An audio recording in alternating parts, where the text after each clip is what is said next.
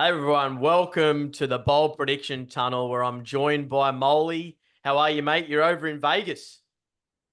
Yes, I am, and I'm glad we're chatting because it means I'm away from the blackjack tables, those evil dealers.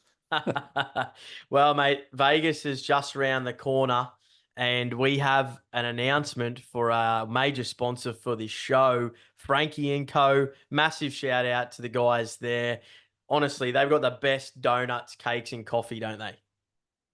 They do, and we've got to be nice to Frankie because he's a Tigers fan. So he hasn't had much joy the last few years, poor Frankie, but he's a lovely fella, and as you say, the world's best donuts. Yeah, look, they're scattered across the whole of mainly Western Sydney, but Metro Sydney in general. If you want to check out their locations, visit www.frankyandco.com.au. That's AND Co. Check them out. Now, Moley, Bold Predictions Tunnel. Just to give the viewers an insight on how this one works, every single week we are going to be coming up with a game each where we're going to come up with a bold prediction, i.e., something that is a little bit left field that we think is going to come off, not just locking in a short odds favourite, so to speak. I might kick things off to start with. I've actually chosen the Raiders Warriors game. Now, I'm predicting a massive win for the Warriors. And when I say massive, I mean by 20 or more. What do you think of that? Yeah, well, we were discussing it off air, weren't we? You just never know with the Warriors what you're going to get.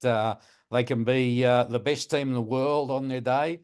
They can be the worst team on the world on their day. But I think they're pumped for this one. They're having spoken to a few of their players over here in Vegas. Last year burnt deeply after going so well the year before. Andrew Webster, I spoke to him. He's really got him psyched up for this one. He knows how Mm. important it is to get off to a good start. And we all know Canberra hasn't had the best last 48 hours. Things haven't gone to plan for the Raiders, and probably not the happiest of camps. No, no. And you nailed it. We will be kind of explaining why as well, each week, why we think this is the case. And you're 100% right. I think, obviously the last 48 hours has been a bit of a whirlwind for the Raiders camp, and both their preseason trials were sort of a mixed bag. Raiders were, quite impressive in their first trial against Penrith, and then sort of pretty average in their second game. Whereas the Warriors were horrendous in the first game and, super impressive in the second game. So, yeah, very hard to sort of gauge a read, and both sides are being guilty of, lack of consistency. I just think, and I've got a bit of a gripe with the Ricky Roulette and the way that he sort of plays his team, and you don't sort of know who's going to start, who's not going to start. Their hooking position sort of concerns me a little bit. Look, I think the big thing for me is the Raiders' depth, like dead set. My cousin's toddler pool's got more depth than their squad. It's not looking good this season. And I just think the Warriors have a point to prove. They finished the top four in 2023. Last year was obviously a bit of a down year. They've got a bit of a freshen up. Tohu Harris has left. Sean Johnson's left. But obviously both retired. And I really think they're in for a massive year. I think they'll get back in the eight, and I think they'll kick things off here in Vegas, particularly after the tumultuous last sort of 24 hours that the Raiders have had. And I think that's going to be a bit of a distraction for the team. Whereas the Warriors are sort of just going to rock up, get the job done, and get the job done well.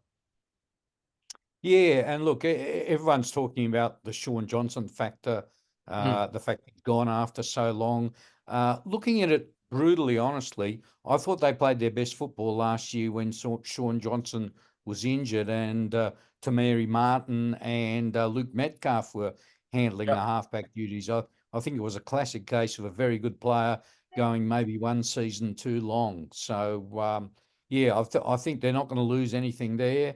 And of course, they've got the big fella, James Fisher Harris. I mean, what a player he is, and what a signing, and how much he'll mean to the young Yeah. Warriors forwards. Huge impact. Now, your game is the Sharks versus Panthers. What are you thinking here? Yeah, well, I like the upset here, I got to say. I just think that the Sharks have had the better lead up. Their players have had more game time than the Panthers. Uh, Craig Fitzgibbon put him in 2 trials, a fair few minutes. The Panthers boys got maybe 20, 30 minutes in one trial. And of course, they've lost 3 of their grand final squad. You can't just keep chipping away at this team and expecting them to keep winning. They've done marvellously well to win 4 comps, but I think losing Fisher Harris, losing Luai is really going to hurt them. And I guess we're going to find out just how much it hurts them this weekend. Whereas Cronulla have finished top 4 last year and are only stronger with the big AFB coming on board. And isn't he a player to come in his squad and such a powerhouse forward? He's really going to test Penrith up front. Yeah, oh mate, look, I'm a Penrith fan. Everyone knows that, and I'm locking in the Sharks as well. I honestly think that they're going to get the job done. I think you're 100% right. I think Penrith, Yo hasn't played any trials. Dylan Edwards hasn't played any trials coming off-season surgery. Nathan Cleary the same.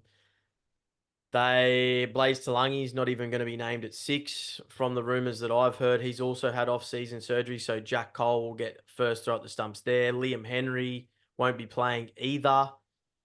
The Sharks are only really missing Sione Katoa, from what I know. Obviously, team list hasn't come out yet, but keen to see how the teams line up.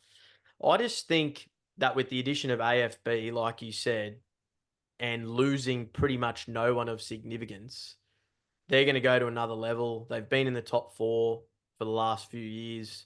And in my opinion, they are up there with the Storm as premiership favourites. Yeah, I can't disagree. And it's really going to be a fascinating battle because it's a bit of a changing of the guard, isn't it?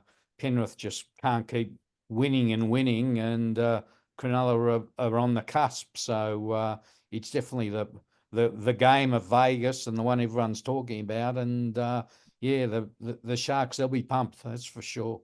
Yeah. Well, there you go, rugby league fans. Warriors by 20 or more for myself, and for Moley, the Sharks to upset the 4-time premiers in the Penrith Panthers.